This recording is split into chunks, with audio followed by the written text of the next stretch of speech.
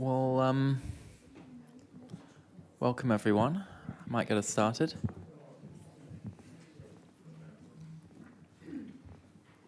I'll get us going.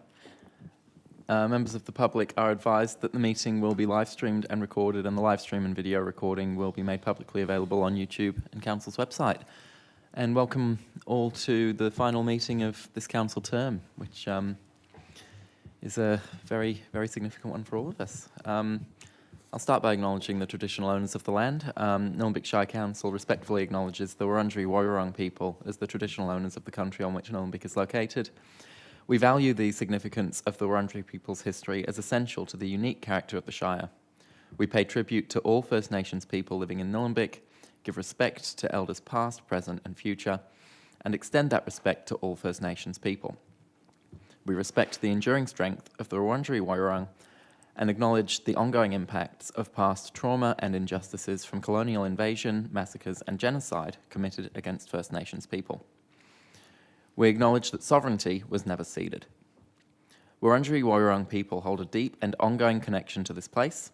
We value the distinctive place of our First Nations people in both Nillumbik and Australia's identity, from their cultural heritage and care of the land and waterways to their ongoing contributions in many fields, including academia, agriculture, art, economics, law, sport and politics. And now I'll hand over to Councillor Eyre to read the Good Governance Pledge. Thank you, Mayor. As councillors, we are mindful of our civic responsibilities and obligations. We pledge to take them seriously and to carry them out with diligence and integrity. We know the decisions we take will affect the people and the environment of Nillumbik now and in the future.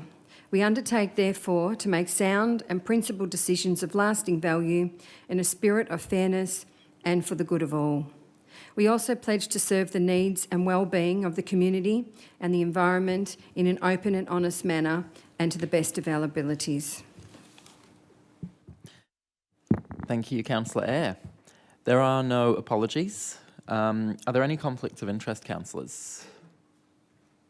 No conflicts of interest. And so that brings us to the presentation of the annual report. Now, under the Local Government Act, the Mayor is required to present the annual report to the municipal community each year when the annual report is written, and that is partially the purpose of this item tonight. And so each councillor will have an opportunity to speak to the annual report, and I will also use that opportunity too, in order to have that opportunity to present this report to the community. And so I will look for a mover. Happy Councillor to Payne. move the motion as per the papers, Mayor Rattray. Thank you, Councillor Payne. Councillor Eyre, seconder. Thank you, Councillor Payne. Thank you. Yes, the annual report. So I won't use up all my time talking about the various work that's done by council officers particularly. I'll race through some of the numbers. That we've had over 2,700 community bus trips. We've had over 540 birth notifications over the past year. Over 350,000 participants in council arts and cultural programs. Nearly 1.7 million visits to our leisure and aquatic facilities. Over 500 decisions on planning applications. 95% of local roads maintained within condition standards. We've issued over 24,000 rate notices, over 12,000 animals registered, 32,000 phone calls received through Customer Service Centre, and over 26,000 customer requests responded to. And that is a tribute to the work of our council officers and hard-working team. Just running through some of the accomplishments, we've adopted the Neighbourhood Character Strategy, our creative infrastructure framework.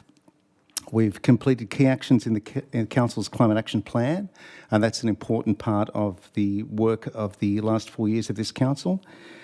We've delivered the youth strategy. It's been progressing, and with a particular highlight of that was the Youth Hub in Diamond Creek. I'll come back to that. We've delivered the first Environmental Volunteers Expo, and I'm proud to say 3 new Friends of groups have begun, new Gardens for Wildlife Volunteers and new volunteers for the Fauna Monitoring Program. We've delivered gender impact assessments, key actions in the Disability Action Plan, and we have ongoing work of our Reconciliation Action Plan, our Reflect RAP. We've completed 86% of Council's capital works program. Our on-site wastewater management plan continues. And I just wanted to say in particular, something like the Youth Hub is a real tribute to the work of Council officers. That was something that they poured a ton of work into. They found the building, the funding programs, and particularly the motivation of Council officers to make sure that this would get up and running, and it has. And I very much look forward to seeing the result of the work of Council officers that have really been the engine room behind that particular accomplishment. So all in all, I just want to thank Council officers for the work they do and the executive team for, in the background, sometimes you get a photo in the newspaper, sometimes you get an announcement, and other times you simply do the work that you do for the community. And to those officers, I would like to pay tribute to the work that they do. It is recognised, they don't get the glory. Councillors often get the photo taken, but it's the work of Council officers that are the hard workers of this council. So on that note, I'd like to thank them. Thank you, Councillor Payne. Councillor Eyre. Thank you, Mayor and Councillor Payne. I love the annual report. It's one of the reports that I think highlights all the amazing achievements that Council has completed over the last year. And I'd like to also highlight that for the last 4 years, Nillumbik has received a gold award for our annual reports, which is really amazing, and that's from the Australasian Reporting Awards. So I'm keeping my fingers crossed that this one will also receive an award, because so much time and effort not only goes into putting it together, but the work that our staff and councillors put into actually getting all those things to happen is huge. Some of the things that I'm really proud of are the accomplishments that we've achieved over this last year, as some traffic calming measures on Allendale Road to reduce the rat running and manage increased traffic. We've also seen the inclusion of footpaths on Parsons Road and Lean Drive leading up to the Aqueduct Trail, and I know that many of our residents use that, so I'm really pleased to see that in there. And the same with the Friends of the Aqueduct Trail. As Councillor Payne mentioned, it's one of the 4 new Friends of groups. Also in Swipers Gully, we've seen playground renewals at Grove Street, Corinda Reserve, Rodder Reserve, Tadema Reserve, Coolabah Reserve, and Frank Street received some picnic tables, which is awesome. As most of you would know, Ella Marshall Reserve had the old house demolished, and that has allowed for the work to continue this year on restoring the land that was around that old house and including that into the larger reserve, which is fantastic. So it's given more space for the basketball court, etc. Another thing I'm really proud about is we've had a youth summit this year from our youth council, and I think even more exciting is that we've just opened our youth hub. I know that's technically not in this. It's not, I'm getting the shake, it's not in this one, but that is a fantastic achievement as well. We've also endorsed several policies, which is just as important as all of the fancy things that happen. They make sure that we stay on track and follow our guidelines. And so, yeah, so this is our last meeting for the year. This is also my last meeting for my term. I'm not contesting the election. So thank you for putting the annual report together and for achieving all of those things for us in our community. Thank you. Thank you, Councillor Eyre. Any other councillors? Councillor Duffy.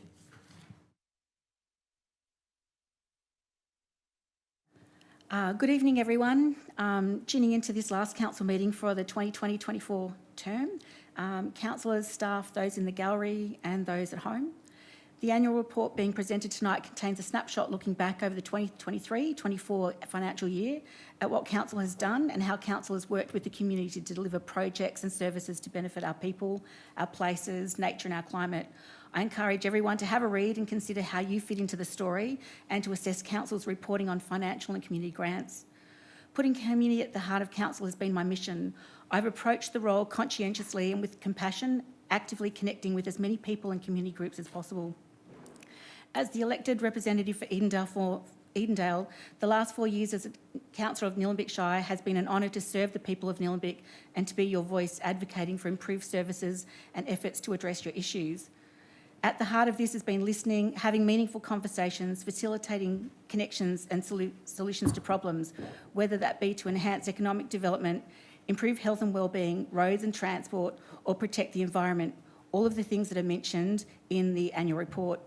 Woven throughout has been a personal emphasis on advancing reconciliation and modelling my values of truth in our world, respect for others and dignity for all. I'm very pleased that in the annual report we have a Nillumbik reconciliation plan that has been endorsed. I've loved so much about being a local councillor and working with the state and federal members to deliver meaningful outcomes for my community. I'm proud of the compassionate, conscientious and connected councillor I've been to the residents of Edendale Ward and more broadly the people and businesses and community of Nillumbik, and working collaboratively with all of those to advance things here at Nillumbik. Every story has a beginning, a middle and an end, and as this council term comes to an end, I'm celebrating the good, reflecting on the not so good and looking forward to the opportunities for improvement. Firstly, in celebrating the good, in Nillumbik we have a collection of people who care deeply for each other and where we live. I see this every day. It makes me proud of the community we are and the things we value. Tonight I'm wearing a T-shirt to recognise the monumental effort of the Eltham Redback Football Club, who through a dedicated leadership team of volunteers, coaches, have achieved significant promotion to the National Premier League, with the senior men winning the State League No. 1 competition last week. And the girls program has been elevated into the junior NPL program. This has been fabulous to see through the new electronic scoreboard and on the new synthetic pitch, which is getting a good workout.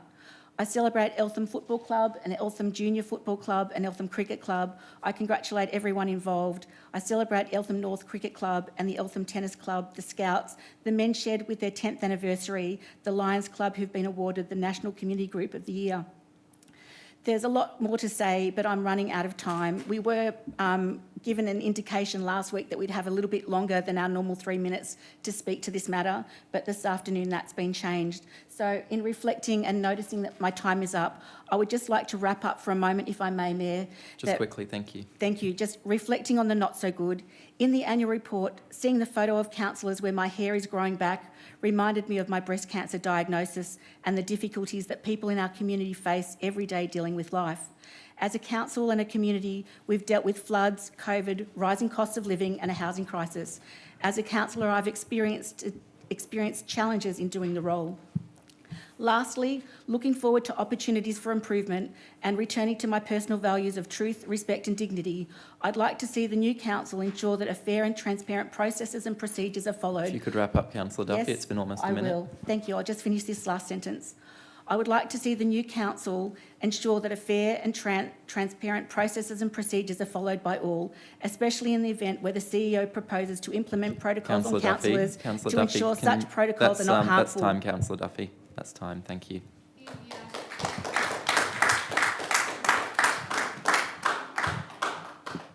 Any other councillors wishing to speak? Councillor Stockman. Thanks, Mayor. I'd like to just say my farewell, and as my term comes to close, I want to extend my heartfelt gratitude to each of, particularly my constituents, for their unwavering support and trust. Serving as their representative has been a profound honour, and I'm truly grateful for the opportunity to contribute to the community. Over the past years, I've had the privilege of chairing both the Health and Wellbeing Advisory Committee and also the Recreational Trails Advisory Committee. These roles have allowed me to work on initiatives that enhance the quality of life in our community, from promoting health services to expanding recreational opportunities. My dedication to these committees led to my appointment on the executive for the Metropolitan Transport Forum, where I had the chance to influence broader regional transport strategies, ensuring that our local needs were represented and addressed. Apart from my formal ward meetings being filled to capacity when I've had them, for the latter part of my term, I've expanded my availability by hosting catch-ups at various coffee shops 3 times a week. These informal meetings allowed me to hear your voices, understand your experiences, and work together on solutions that matter most to you. I value the personal connections I forged. I made it a priority to be present for those in need, ensuring there was always a welcome place for discussions and concerns. Thank you once again for allowing me to serve you. It has been an incredible journey and I'm proud of what we have achieved.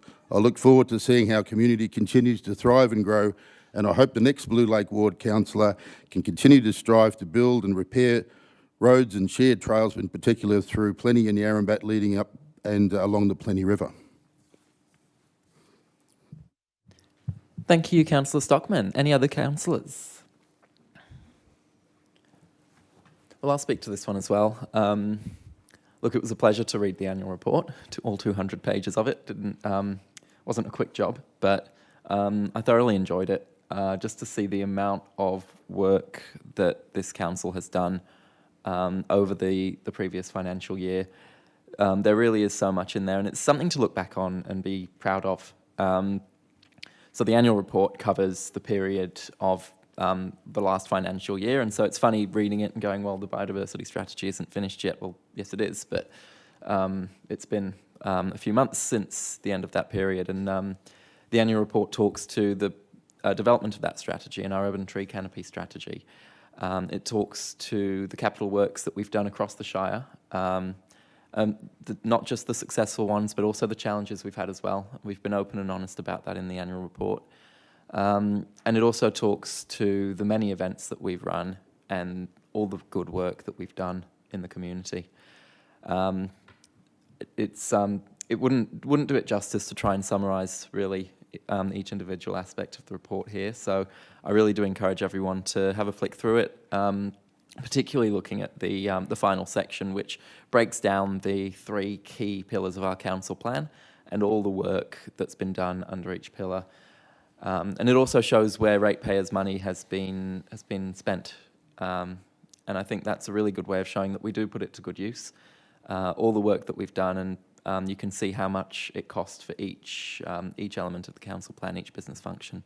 And so that's really, really a positive thing. Look, I'd like to thank the whole council and the officers for these 4 years. It really has been an honour to serve as a councillor, deputy mayor and mayor, something I've thoroughly enjoyed, and something that's been incredibly rewarding to be able to see a real difference being made. And this annual report is a material way of seeing that difference on the ground, the difference that this organisation makes to our community every single day. We don't get everything right, and the report does list the many challenges that we've faced over the previous financial year and the challenges that we expect to face going forwards. But we do our best, and I think we can all be proud that we've got a team of councillors here who really do care about doing the best that we can for our community, and a team of officers who work as hard as they possibly can to achieve our vision and to get that job done. So thank you all. It's been a pleasure. I won't be recontesting the next election. And the many wonderful strategies and policies that this council has put in place, they will be implemented now by the next council, and I'm sure they'll be in safe hands. So thank you. And with that, I will put the annual report to the vote. Those in favour? And that is carried unanimously. Next item is the annual financial report and performance statement for 2023 to 2024, and I'll look for a motion. Councillor Perkins. Thank you, Chair. I move that Council approves in principle the 2023-24 annual financial report as per attachment 1 and the 23-24 performance statement as attachment 2. Number 2 authorises the Mayor, Deputy Mayor and CEO to sign the 23-24 annual financial report and the 2023 performance statement in their final form after any changes recommended or agreed to by the auditor have been made. And number 3, Council supports the allocation of the cash surplus for the year ended 30th June 2024 against the prior year cash deficits. Thank you, Councillor Perkins. I'll look for Happy a to seconder. second. Councillor Egan. Councillor Perkins.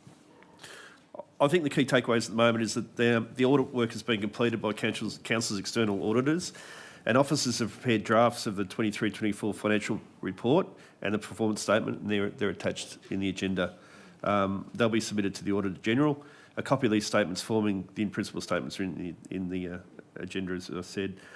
And just going back a little bit, the statements were presented to the Audit and Risk Committee on the 26th of August this year, and the Audit and Risk Committee recommended that they record the approval in principle to the audit annual financial report performance statement for the year ended 30th of June 2024, and it's subject to the review of the final version of the financial report performance statement that Council authorise the CEO to send the statements to the Auditor General, authorise the CEO, the Mayor and Deputy Mayor to certify the final version of statements, and finally, to authorise the Manager of Finance, Procurement and Assets to implement any non-material changes to the statements as recommended by the Auditor General, and provide a summary of those changes to the Audit and Risk Committee at the next meeting. So any material changes will be discussed with the Chair of the Audit and Risk Committee prior to being presented to Council. So the annual financial report and the statement is attached. So I recommend the motion. Thank you. Thank you, Councillor Perkins. Councillor Egan? Any other councillors? Well, I'll speak to that one as well, just briefly. Just to say that it's another very well put together annual report, and it will. It's just good to see that the organisation, as usual, is managing its finances. It is increasingly difficult to pay for everything with rate capping, with the economy the way that it is, and inflation. But we have a duty to the community to make sure that we're putting rates money where it's best suited and where the community's priorities lie. That's a really important aspect of council, is to make sure that our funding priorities match up with those priorities of the community.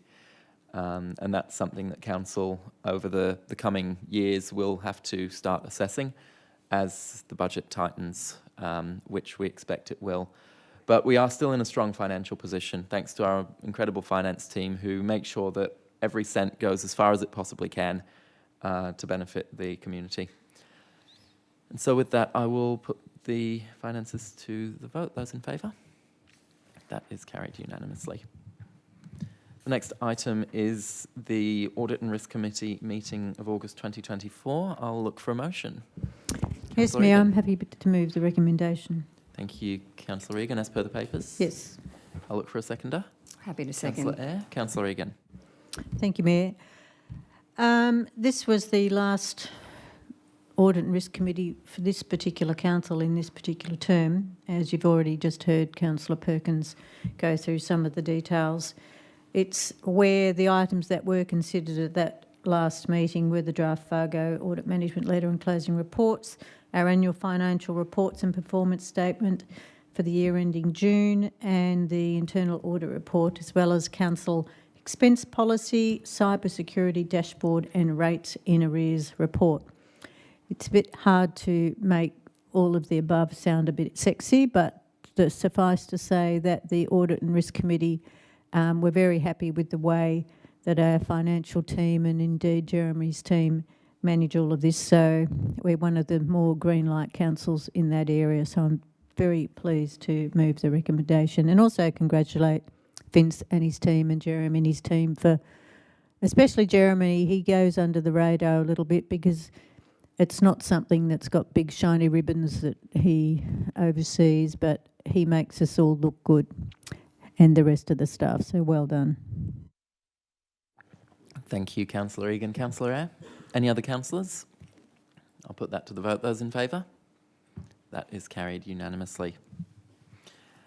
And the final item of the meeting, and in fact of the council term, is the quarterly risk and safety report for June 2024. And I will look for a motion. Councillor Duffy. Thank you. I'm happy to move that. So the motion is that Council notes the summary of the confidential risk and safety report in attachment 1 for the year ending June 2024. Secondly, resolves that the risk and safety report in attachment 1 remains confidential in accordance with the appropriate sections of the Local Government Act 2020.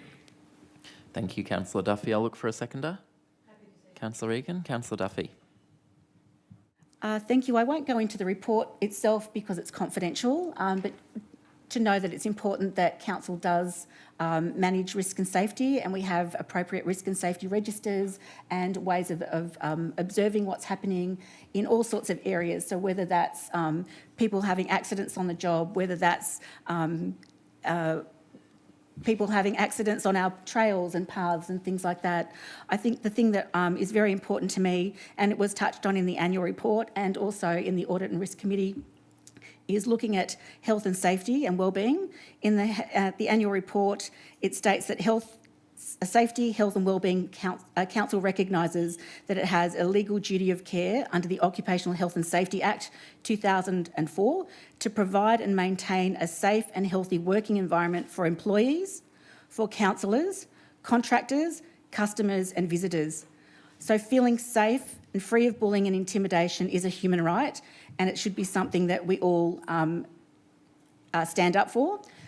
In the safety report, I won't go into any of the details into these matters, but each day in Australia, I heard it on the radio today and it reminded me I don't want anybody to be triggered, and if they are, please reach out to the appropriate support services that are in place.